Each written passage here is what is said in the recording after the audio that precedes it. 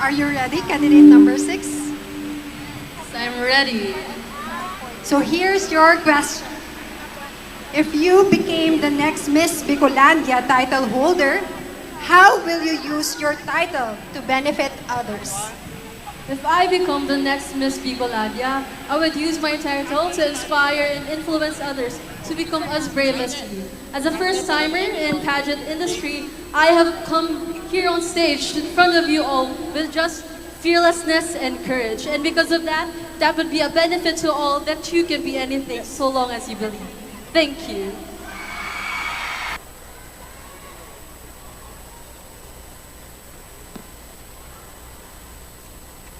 So here's your question, candidate number 5. What qualities do you possess that will make you a great leader? The qualities that I possess that makes me a great leader is that my tenacity, my work ethics, my resilience, and my commitment to work. With these qualities that I have, I am going to serve my purpose and to achieve my goals, not just for myself as a leader, but also to my community that I am leading of, and to be a good influence to others, and to be a good picture for them. Thank you. So here is your question. Ready? Breathe. What is the best advice you've decided not to take, and did it have any consequences?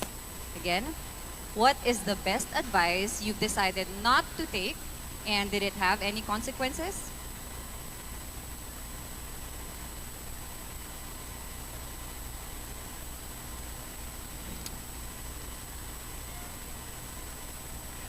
I think the best advice that I decided not to take is not to trust anyone. Because as a woman who always trusts anyone, I always trust anyone without any hesitations and consequences. Because I truly believe that if I trust anyone, and then I will be going to have a good friendship with people. Thank you. Thank you very much, candidate number 2. All right, so here is your question. What has been the most significant accomplishment in your life so far, and why? What has been the most significant accomplishment in your life so far, and why? One of the most significant defining moment of myself as a woman is volunteering and working with one of the biggest organizations in Camarines or in Bicol for the children and for the community. Together, we were able to give aid to communities and elementary school children, because I always believe in uplifting the lives of others. Because if we uplift and lift the lives of others, we'll have a future that is full with vision, a future that is full with hope. Thank you. So here's your question. If you could improve one thing about Bicol, what would it be and why? In these trying times, Bicolanos are easily affected with what they see online and what they experience in life. One thing I would like to improve in Bicol is the resiliency of the people. I want them to realize that being brave and being able to commit to who they are, they can easily be the best version of themselves and have a positive impact in their community. Thank you. So here's your question. What advice can you give to a young girl who is struggling with physical insecurities? Again, what advice can you give to a young girl who is struggling with physical insecurities?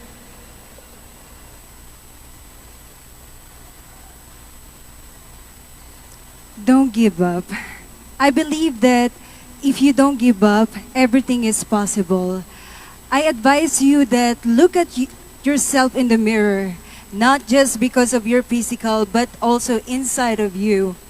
How you do, what you do is something that could create change to you.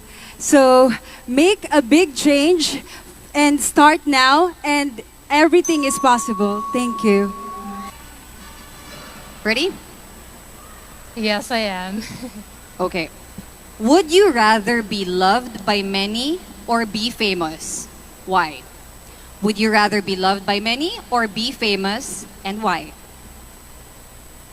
Thank you for that wonderful question. You know what? I would rather choose to be loved by many. Because you know what? In this world we are living right now, it is very important that we keep the people who truly reciprocates our efforts and our love. Because what will you do with being famous if there are a lot of people who are throwing shade on you and throwing hate on you? That is why I will forever choose the people whom truly love me. Thank you. Are you ready, candidate number 4? Here's your question. If you do not win tonight, how are you going to take it? If I do not win tonight, I will learn to take it gracefully. I learned a lesson in the Lima. She learned to take gracefully the punishment by rule of law, regardless if it was justice or not. And thus, for me, I will learn to receive anything God wants me to receive. And I will learn gracefully to walk in His light. That would be all. Thank you. Ready? Yes, I am. So here's your question. What valuable lessons have you learned in joining pageants, and how did it affect you as a person?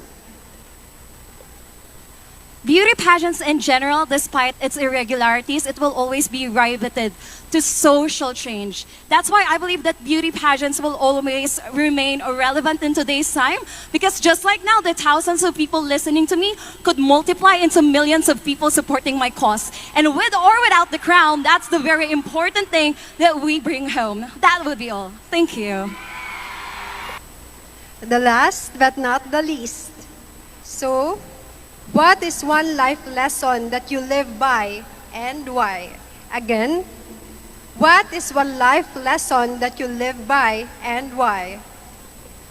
One life lesson that I live by is to not be afraid of failure. Because with failure, it is a process to be successful. With failure, you have to understand that it is part of your journey.